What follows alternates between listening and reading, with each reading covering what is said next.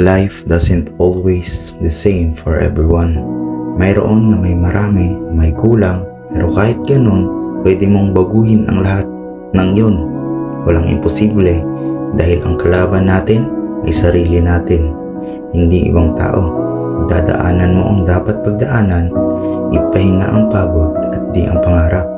If you have something on mind, gawin mo agad. Huwag mong intayin ang bukas. Kung kaya mong gawin ngayon, huwag mo nang intayin ang bukas. Kahit sa maliit na hakbang ka magsimula, doon nagsisimula ang lahat. Kung hindi ikaw ang gagawa, walang gagawa nun para sa'yo. Pag-share naman po sa nakaabot hanggang sa dulo. Alam kong napapaisip ka na, kaya galingan mo kapatid, saludo ako sa'yo. Minsan umaabot tayo sa point na pinakamahirap. Humika ka lang at maniwala sa kanya, di ka niya pababayaan.